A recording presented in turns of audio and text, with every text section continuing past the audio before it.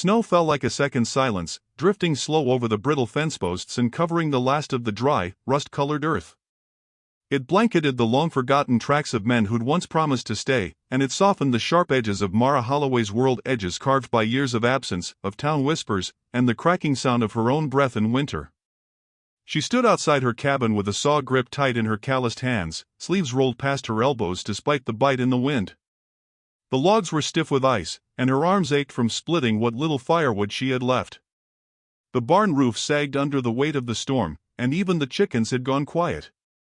Only the cow, old and stubborn, blinked at her from its stall, as if to say, "We're still here." Mara had been alone for 5 years. Not because she chose to be, but because the man who once carved his name into the oak beam above the hearth had taken everything but her silence when he left. That winter, he'd walked into town to trade for sugar and returned only as a name on someone else's mouth. Not even a body. Just a betrayal passed around in town like bad luck. Since then, Mara spoke little and looked less. She worked like the world might swallow her if she ever stood still, and maybe she hoped it would. There were days she didn't light the lamp. Nights she forgot her own voice.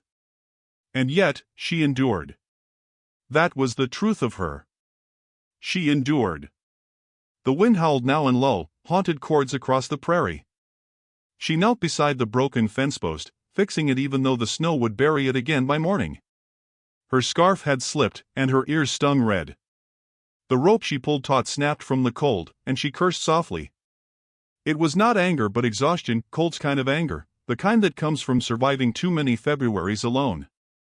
Then, hooves. Distant. Slow. Rhythmic. She straightened, holding still as the sound approached. It was wrong for this time of year. No one rode during a blizzard unless they were running from something or riding toward something they feared more than snow. The shapes emerged like ghosts through the white, two tall men on horseback. Both bare-chested, long black hair whipped by wind, their torsos glistening with snowmelt, skin the color of deep autumn. Comanche, unmistakably. And proud, from the way they rode, as if the land itself moved aside for them. Mara's pulse kicked like a startled deer. Her rifle wasn't near, only the dull hatchet stuck in the log. Still, she didn't run. Her boots stayed rooted. Maybe she had nothing left to lose. Maybe she knew better than to mistake silence for threat. The first rider dismounted. He was tall, no, towering, with a scar trailing from the edge of his mouth down to his collarbone. The cold didn't seem to reach him. The second man followed, younger perhaps, broader in chest, his lips tugged in the ghost of a grin. He held his hands up as if surrendering to the wind. The taller man finally spoke, his voice hoarse with frost. "Storm too long. Shelter?" She didn't answer at first. Her eyes flicked to the sky, the wind, the snow piling up over her roofline. Her hand trembled, but not from fear. From the weight of the choice. A beat passed between them, long enough for history to enter the space between their breaths. Long enough to remember what had happened the last time she'd let someone stay. But then, without a word, she turned toward the house and opened the door. They followed without sound, their footfalls heavy on the creaking porch. Inside, the heat from the stove did its best against the blizzard's breath. Mara stoked the fire higher, and when she looked up, both men stood near the hearth but made no move to remove their moccasins or rest their gear. Their respect was loud in its quietness. She finally spoke, voice dry as pine bark. "One night." The younger one nodded. "Enough." She gave them wool blankets and pointed to the corner near the stove. Then she resumed her chores without looking again. As if they were ghosts, and she had long made peace with hauntings. That night, they sat on the floor while she chopped vegetables into a pot. The room smelled of onions and cedar smoke. The younger one, he who smiled, began to hum softly, a low tune like water moving under ice. It was not meant for her, but she felt it all the same. When the food was ready, she handed out 3 bowls and waited for them to eat first. The tall one said nothing, only bowed his head once in gratitude before tasting. The younger one, eyes still playful, glanced at her and tapped his bowl twice in thanks. Later, while they slept, she sat alone at the table, staring out at the dark. Snow curled against the windows. Her hands were still, folded over her lap. She had forgotten what it felt like for someone else's breath to warm the air. Come morning, the world was buried. Snow had swallowed the steps and drifted high against the door. The cold snapped through the cabin like a warning. But Mara rose as she always did, before the sun, before the rooster, and stepped out into it. The men were already awake. The younger one, he introduced himself softly as Tocho, was laughing, shirt still off despite the wind, trying to shake snow from the horse's mane. The older one, Wasi, he said only once, was watching her. Not in a hungry way. Not in a cruel way. Just watching, like a man waiting for the land to tell him something. She hauled water from the well with fingers that no longer felt their own. Tocho offered to help, but she waved him off. She didn't need help. She didn't trust help. Help had cost her before. But Wasi moved beside her anyway, wordless, taking the bucket in one hand and carrying it like it weighed nothing. She didn't thank him. He didn't ask her to. That night, after the chores and the thawed stew, the storm groaned louder. The logs creaked in the rafters, and the lantern flickered. Tocho fell asleep by the fire, mouth open in boyish abandon. But Wasi sat upright, back against the wall, eyes on the doorway like he was keeping watch for something older than wolves. Mara couldn't sleep. She rose, walked to the hearth, and knelt by the ashes. She stirred them gently, watching embers glow. You ride far? She asked, almost surprising herself. Wasi answered after a long pause. We ride away. She looked up. From what? His gaze didn't waver. Everything. They said nothing more. The wind howled, and the snow fell harder. Before returning to her bed, she set a third quilt by the fire and whispered something no one heard. Don't leave tomorrow. In the dark, with the storm hammering the eaves and the fire fading low, Mara lay in her bed and stared at the ceiling beams. She did not dream of her husband. Not tonight. She dreamed instead of carved wooden horses. Of hands that spoke through work. Of silence that didn't judge. And for the first time in 5 years, Mara Holloway fell asleep listening not to loneliness, but to breath. Warm. Near. Shared. She didn't yet know what would bloom from this. But even in the heart of winter, she felt something beginning beneath the snow. And sometimes, that was enough to keep going. By morning, the wind had quieted, but the world was nowhere to be found. Snow covered everything in a white hush, thick and deep, swallowing paths, fences, memory. The porch was gone beneath it. The barn stood like a ghost in the distance, barely a shape behind the glass. Even the chimney smoked slower, as if the cold had pressed its thumb on the flame. Mara stood at the window in her long coat, boots already on, hair braided tight against the cold. Her breath clouded the glass. Behind her, the cabin creaked with warmth from the stove, and 2 strangers slept, 2 fires burning low on the floor beside it. Wasi had not moved from the spot he chose last night, his back against the wall, arms crossed, a blanket wrapped around his torso but leaving one shoulder bare. Snow had kissed his skin red in the night. Still, he breathed like a stone resting beneath river current, slow, unchanged, unmoved. Tocho, on the other hand, had kicked off half the blanket and curled around the warmth like a boy in a borrowed season. She turned and reached for her gloves. Storm or not, there were animals to feed, and the fence likely broke again under weight. That was the way of things. Life kept asking, and she kept answering. But the moment she stepped outside, a shape rose behind her. She heard it before she saw it. Wasi, quiet as snow. You don't need to follow, she said, her voice flat but not sharp. He didn't speak. Just stepped into his boots, bare-chested still, and picked up the second water bucket. His eyes never left hers. Then he walked toward the well as though her protest had been wind, not words. She watched him go. Not because she needed him, but because it had been years since someone moved beside her without asking permission, without taking more than they gave. The work passed in silence, but a new kind, the shared kind. He handed her the bucket without a word. She nodded. He cleared snow from the barn roof while she hauled hay to the stall. His hands worked fast, precise. She didn't thank him, but she didn't stop him either. Back inside, Tocho had found her carving knife and a lump of dry wood and was already whittling. The shavings curled like feathers on the floor. "Your knife is good," he said brightly, tapping it against the block. "Sharp like you." Mara looked at him, then to Wasi, who was shaking snow from his coat. "Your cousin always talk too much?" Tocho grinned. "Only when he's warm." The tension melted, just enough to see each other clearer. Mara handed out bread with root jam for breakfast. Tocho devoured his with childlike joy, licking his fingers. Wasi ate slower, more reverent, and when he looked up at her, just once, she felt something warm in her spine that had nothing to do with fire. Afterward, while Tocho napped again, Wasi stepped outside. She followed him out an hour later, a tray of tools in hand.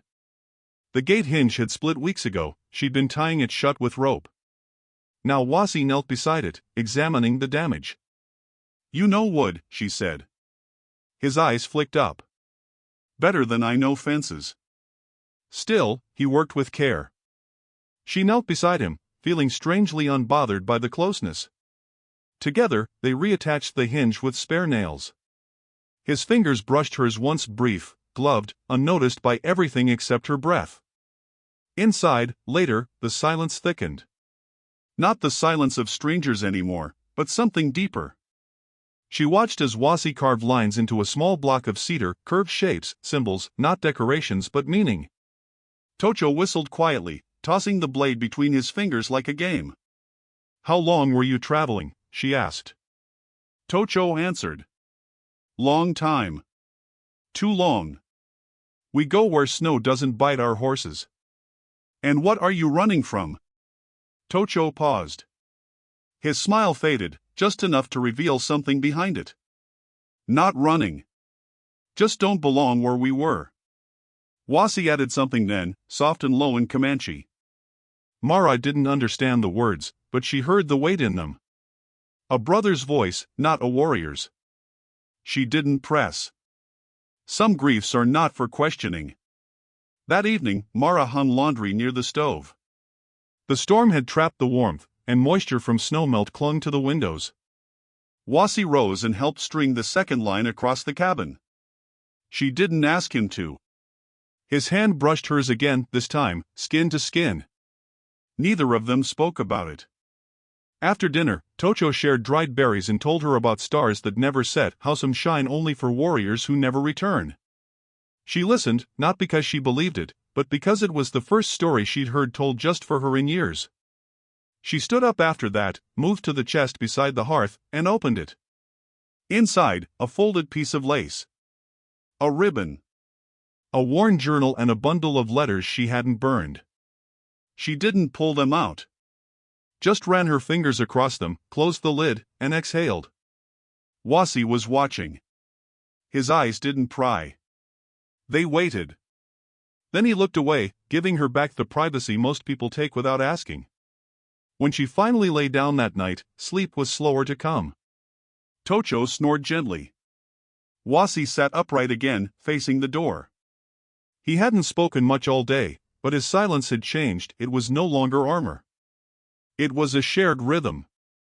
An unspoken agreement between two people too old for small talk and too hurt for grand words. As the fire dimmed, Mara whispered a single thought, only to herself. 2 fires. 3 shadows. That's what they were now. Not a family. Not yet. But not alone either. And sometimes, in winter, that was enough to warm the coldest corner of a cabin built by ghosts. The storm had broken, but what it left behind was not peace, it was scrutiny. The kind that came in boots crunching over frostbitten trails. The kind that arrived not with thunder, but with letters. It was the 3rd morning after the men had come. Mara was kneeling by the barn, her hands red from the cold as she dug out the latching chain from the snow. Her back ached from bending, and her thoughts drifted toward coffee when she heard hoofbeats, slow, deliberate, too practiced to be a neighbor just checking in. She rose slowly, wiping her hands on her coat. A boy on a gray gelding rode up, narrow-shouldered and nervous. He held something in his mittened hand. From Mrs. Abernathy, he muttered, eyes flitting toward the house, then to Mara, then back again. Mara took the letter. It wasn't sealed, only folded neatly, as if it weren't meant to be private. The boy turned and rode off without waiting for a reply. Inside the house, the warmth pressed around her like a coat too heavy. Tocho was humming again while carving a small bird this time. Wasi was boiling water, his back turned, shoulders wide and still marked with yesterday's labor. She didn't tell them about the letter. Not yet. She read it alone by the pantry, near the shelves lined with empty jars and hopes. The handwriting was tight and formal, pressed into the page like judgment into wet cement. Mara. The chimney smoke has been noted. The footprints too.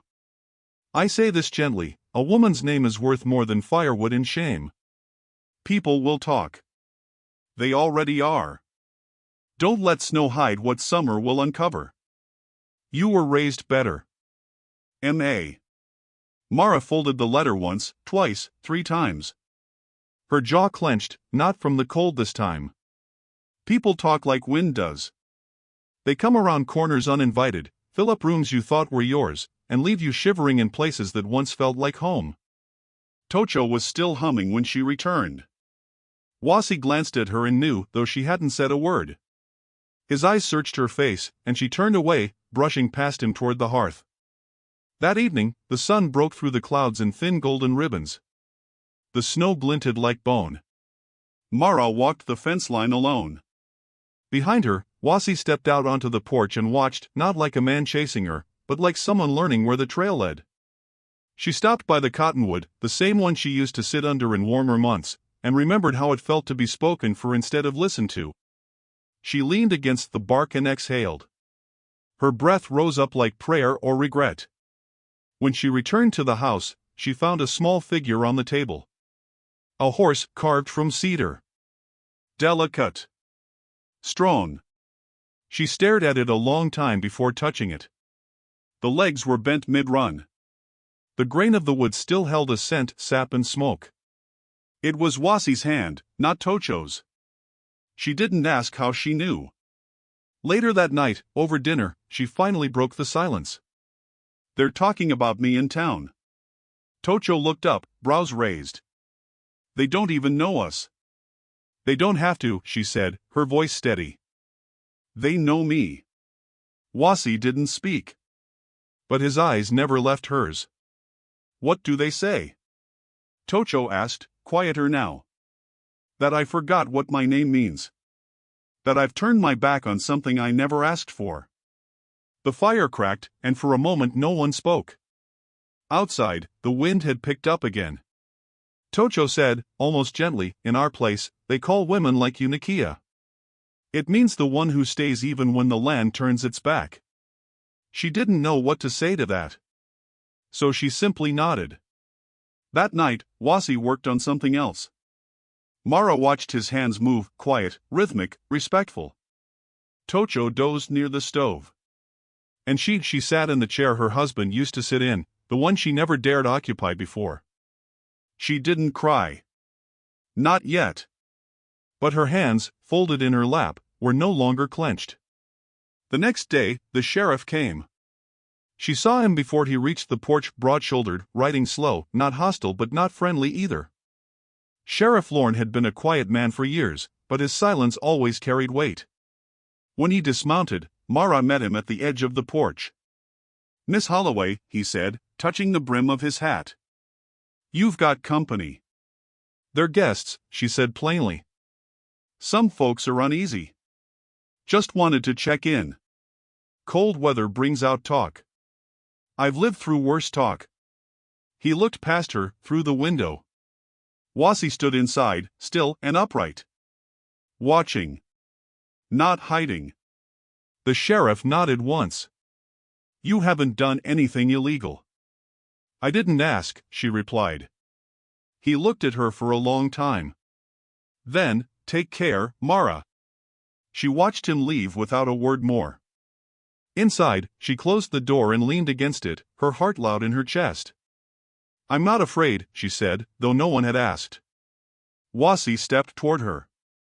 Close, but not too close. He held out something, another carving. This one was a woman, standing with her arms outstretched, face carved into wind. It was rough. Simple. But beautiful. Mara took it. Her fingers trembled. "I don't want you to leave tomorrow," she said. Tocho stirred behind them. "Storm might come again anyway." Wasi's voice, when it came, was barely above a whisper. "Then we stay until it passes." And for the first time since her wedding day, Mara Holloway smiled with her whole mouth. Not because someone loved her, but because she might be learning how to love herself again. In the cabin's dim glow, between two fires and under three shadows, the silence felt not like loneliness, but like the beginning of something true. The storm had softened into silence, the kind that hangs low and slow over fields still heavy with snow. Clouds thinned. The wind curled in the trees like breath learning how to rest. The days grew longer, but not warmer. And still, they stayed. Mara never said it out loud. She didn't need to. Wasi understood it the way he understood the land, through quiet signs and small shifts. She had not asked him to remain past that third night. But neither had she told him to go. And he had not packed his things. That was how it began, a decision they both made without speaking. Each morning now, he rose before her, stoking the fire and checking the door latch. He repaired the broken hinges in the barn and brought water without being told. She let him. Not because she needed help, but because it felt good to be noticed before she asked. Tocho said less these days, though his smile still surfaced like a coin in shallow water. He carved when the chores were done, birds, animals, once a woman's face that looked a little like Mara and a little like someone he'd never mention. Mara had begun humming again. Not loudly. Just beneath her breath while she kneaded dough or swept ash from the hearth. It wasn't music, not quite. It was memory uncoiling. On the fifth morning, Wasi followed her to the chicken coop, carrying warm stones wrapped in cloth. He set them under the roosts without fanfare. The hens clucked, adjusting gratefully. She watched him from the doorway, arms folded. "You think of things I never do," she said. He glanced at her. "I've been cold before." That was all. And it was enough. In the late afternoon, when the snow glistened like silver and the sun leaned low, she found him mending the fence with rope she didn't know she still had. The wind had stripped bark from a few trees near the ridge, and he stood beneath one, examining the damage with the patience of a man reading old scars. "You fix what isn't yours," she said. He looked back at her, eyes calm and unreadable. "It is now." She didn't reply. Just turned and walked back inside, heart thudding like hoofbeats she couldn't see yet. That night, she laid out 3 bowls of stew. Tocho was gone off to check the ridge with one of the ponies. He wouldn't return until morning. The cabin felt bigger without him, but not emptier. Just quieter. Wasi sat across from her. Neither of them spoke for a long time. Only spoons in wooden bowls. Only breath and soft clouds near the window. Finally, she asked, "Do you miss home?" "I carry it." "Where?" He tapped his chest. "Here." She lowered her eyes. Her voice, when it returned, was barely a thread. "I used to think home was a roof and a ring. And now?" She looked at him fully for the first time. "I think it's someone who waits by the fire even when the storm passes." Wasi didn't answer. But his eyes held something ancient and kind. She felt it settle in her bones like heat after frostbite, painful, then warm, then something like alive. After they ate, she brought out the combs. They were carved from pine, stained with walnut oil. She'd found them near her window 2 days before, set on a folded cloth. She hadn't worn them. Not yet. Now she placed one in her hair and held the other in her palm. He watched her do it. Still silent. "I never liked gifts," she said. "They always came with debts. But you gave me these and didn't ask anything." He said nothing. But he reached forward slowly, lifting the second comb from her hand. With the gentleness of a man mending something sacred, he tucked it into her braid. His fingers brushed her temple. Her eyes fluttered shut. When she opened them, he was still close, still watching, but not asking. That was what undid her. He didn't ask. He just stayed. They sat like that for what felt like an entire evening, though the fire never burned lower and the clock never ticked. Her hand found his, not in yearning, but in recognition. "You've never kissed me," she whispered. "I speak without words," he replied. Outside, snow began to fall again, not heavy, just enough to remind the land that winter had not finished its song. Inside, the fire hummed, and she leaned her head to his shoulder, letting silence do what language never could. They didn't make promises. But promises were there anyway. In his hands around hers. In the comb in her hair. In the way neither of them looked at the door. In the way she whispered, just before sleep claimed her, "Stay." And in the way he answered, not with a word, but with the softest brush of his thumb across her knuckles, "Yes." The thaw came slowly, like forgiveness. The snow no longer fell, but it lingered, pressed into drifts against the barn, melting along the sun-warmed porch, revealing the scars of a winter not yet gone. And in its quiet retreat, the world began to breathe again. So did Mara. Each morning, she stood barefoot on the porch, letting the wind bite her skin raw just to feel it. Just to know she was still here. Inside, Wasi stirred the fire and boiled coffee while Tocho mended saddle leather with a song under his breath. Life was not simple, it had never been, but it had begun to steady. Then came the riders. 7 of them, from town. Their coats were too clean, and their faces held the tightness of men who believed they were right. Mrs. Abernathy rode in a wagon behind them, wrapped in woolen pride, a pearl pin trembling in her gray hair. The sheriff came too, but he didn't look anyone in the eye. Mara saw them first, dust rising behind their hooves. She stepped down from the porch slowly, her rifle untouched, her hands steady at her sides. They didn't stop at the gate. They rode up to the edge of her porch as if they owned the road, as if snow and silence bowed to their will. "Mara Holloway," Mrs. Abernathy called, her voice like a cold wind through a broken window. "This is not a confrontation. It is a reckoning." Mara didn't answer. "You've been warned," the woman continued, climbing slowly from the wagon with the help of a man who used to sell nails at the general store. "Your name, your place here, it's not just yours to ruin." Tocho stepped out onto the porch, his arms crossed, eyes narrowed but calm. Wasi followed, standing just beside Mara. Neither of them reached for a weapon. Neither of them flinched. "This is Comanche land," Mara said at last. "Always has been." One of the riders, Sam Jacobs, snorted. "Not anymore." "I didn't ask what you thought it was," she said. "I said what it is." Mrs. Abernathy took a step closer. "You're not one of them, Mara. You're a Holloway. A woman of standing. Or you used to be." "I was a wife once," Mara said. "That man walked out my door and never looked back." "You all watched.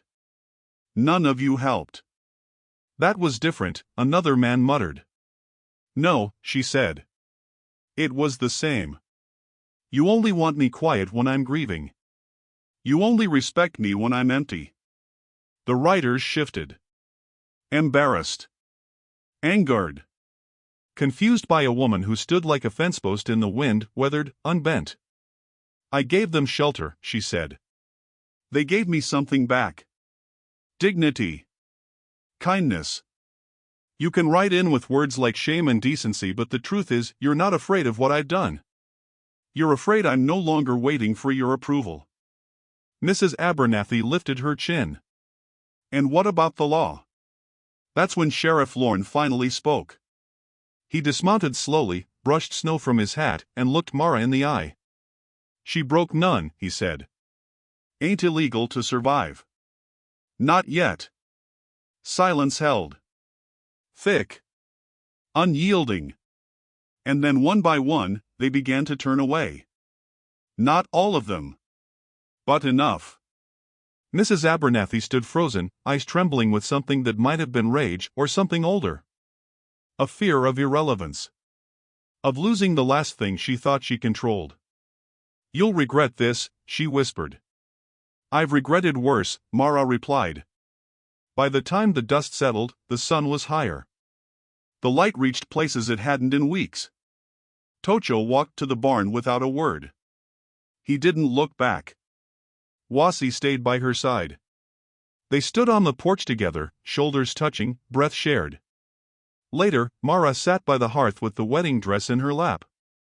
She'd dyed it weeks ago, warm earth tones, stitched with leather cords. It was no longer a symbol of promise broken, but of strength reborn. She folded it carefully, placed it in the cedar chest, and whispered, "Thank you for what you once meant. But I've built something better." When she turned, Wasi was holding another carving. Not a horse. Not a woman. A home. Small, simple, carved from the same cedar as the first piece he'd given her. There was a fire in the center, tiny smoke lines curling from the chimney. Two figures stood near the door. Mara took it in both hands, as if it might vanish if she blinked.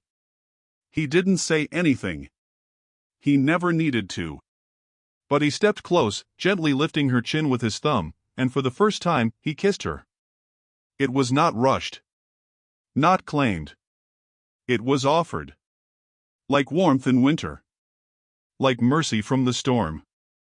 That night, under a sky cleared of clouds and thick with stars, they lit a fire outside. Tocho returned with rabbits and a story. Laughter came slowly, but it came. The kind that doesn't chase away pain, but weaves it into something worth carrying. And in the days that followed, no one returned from town.